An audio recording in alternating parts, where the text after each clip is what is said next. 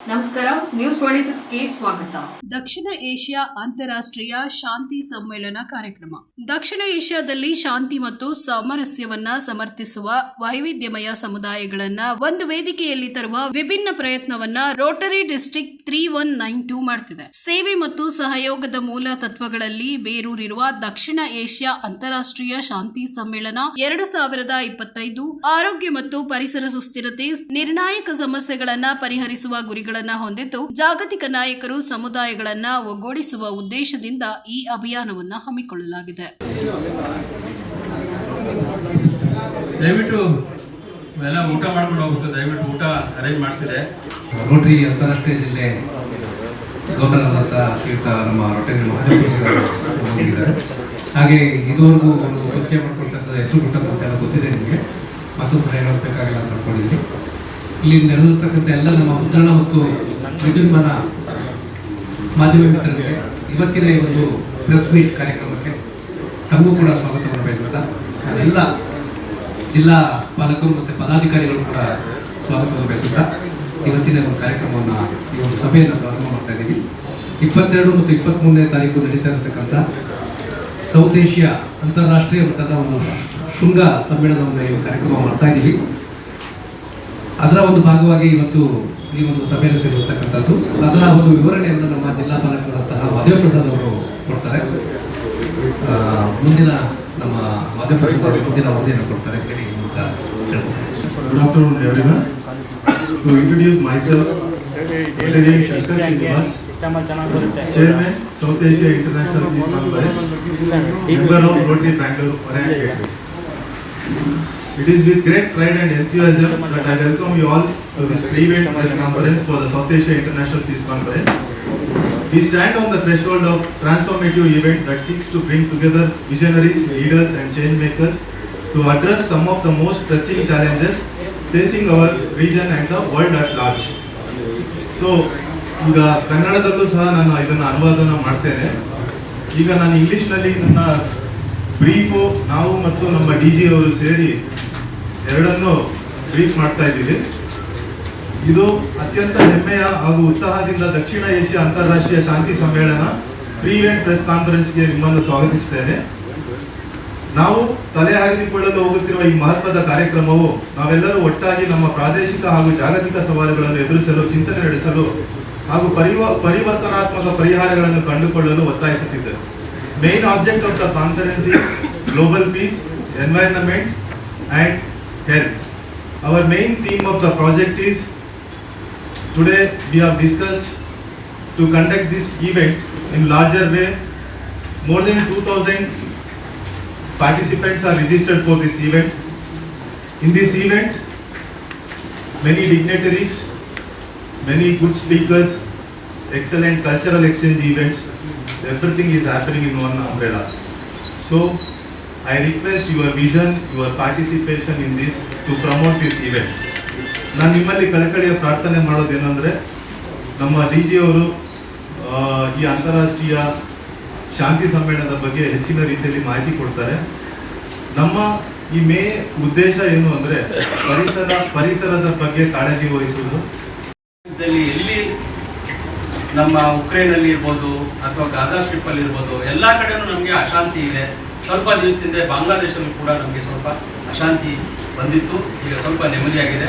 ನಮಗೆ ಪ್ರಪಂಚದಲ್ಲಿ ಶಾಂತಿನ ಮುಖ್ಯವಾದ ಒಂದು ಉದ್ದೇಶ, ರೋಟರಿ ಮುಖ್ಯವಾದ ಉದ್ದೇಶ ಏನಪ್ಪಾ ಅಂತಂದ್ರೆ ಪೀಸ್ ಆ್ಯಂಡ್ ಕಾನ್ಫ್ಲಿಕ್ಟ್ ರೆಸಲ್ಯೂಷನ್ ಅಂತ ಮುಖ್ಯವಾದ ಒಂದು ಉದ್ದೇಶ ಇದೆ. ಆ ಪೀಸ್ ಆ್ಯಂಡ್ ಕಾನ್ಫ್ಲಿಕ್ಟ್ ರೆಸಲ್ಯೂಷನ್ನ ನಾವು ಸಮರ್ಪಕವಾಗಿ ದಿವಸ ಮಾಡ್ತಾ ಇದ್ದೀವಿ, ಆದರೂ ಕೂಡ ಅದು ಜನಕ್ಕೆ ತಲುಪ್ತಾ ಇಲ್ಲ. ಸೊ ಆ ಉದ್ದೇಶದಿಂದ ಒಂದು ಇಂಟರ್ನ್ಯಾಷನಲ್ ಕಾನ್ಫರೆನ್ಸ್ ಯಾಕೆ ಮಾಡಬಾರ್ದು ನಾವು ಅಂತ ಯೋಚನೆ ಮಾಡಿ ಒಂದು 8 ದೇಶದ ಒಂದು ಇಂಟರ್ನ್ಯಾಷನಲ್ ಪೀಸ್ ಕಾನ್ಫರೆನ್ಸ್ನ ಈಗ ಮಾಡೋದಕ್ಕೆ ನಾವು ಬಯಸಿ ಶುರು ಮಾಡಿದ್ದೀವಿ. ಈ ತಿಂಗಳು 22, 23ರಂದು ರಾಹುಲ್ ಜೀವನ್ ರಾಮ್ ಆಡಿಟೋರಿಯಮಲ್ಲಿ ಆಗ್ತಾ ಇದೆ. ಇನಾಗ್ರೇಷನ್ ಬಂದು ನಮ್ಮ ಗವರ್ನರ್ ಆದ ಶ್ರೀ ಗೆಹ್ಲಾಟ್, ತವಚಂದ್ ಗೆಹ್ಲಾಟ್ ಅವರು ಕೂಡ ಮುಖ್ಯವಾಗಿ ಬಂದು ಉದ್ಘಾಟನೆ ಮಾಡ್ತಾ ಇದ್ದಾರೆ. ಅದ್ರ ಜೊತೆಗೆ ನಮ್ಮ ಯೂನಿಯನ್ ಮಿನಿಸ್ಟರ್ಸ್ ಕೂಡ ಬರ್ತಾ ಇದ್ದಾರೆ.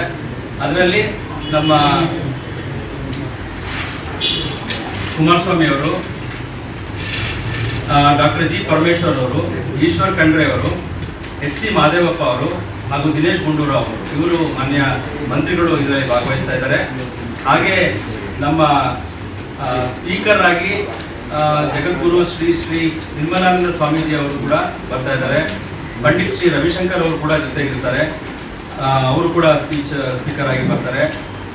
ಸೇವೆಯನ್ನು ಸಲ್ಲಿಸ್ತಾ ಬಂದಾರ ಒಂದು ಸಂಸ್ಥೆ. ಎಲ್ಲ ದೇಶದಲ್ಲೂ ರೋಟ್ರಿಗೆ ಅದರದ್ದೇ ಆದಂಥ ಒಂದು ಸ್ಥಾನ ಇದೆ. ಯುನೈಟೆಡ್ ನೇಷನ್ಸಲ್ಲಿ ಒಂದು ದಿನ ರೋಟ್ರಿಗೆ ಅಂತಲೇ ಒಂದು ಸ್ಥಾನವನ್ನು ನೀಡ್ತಾರೆ.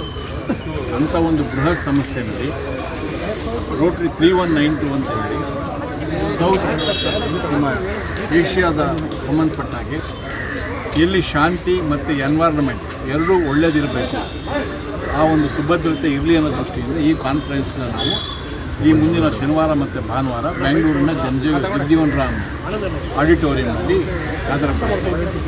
ಮುಖ್ಯ ಉದ್ದೇಶ ಅಷ್ಟೇ, ಇವತ್ತು ಮುಖ್ಯವಾಗಿ ಬೇಕಾಗಿರೋದು ಶಾಂತಿ. ಶಾಂತಿ ಎಲ್ಲಿ ಸಿಗೋದಿಲ್ಲ, ನಮ್ಮಲ್ಲೇ ಸಿಗಬೇಕು.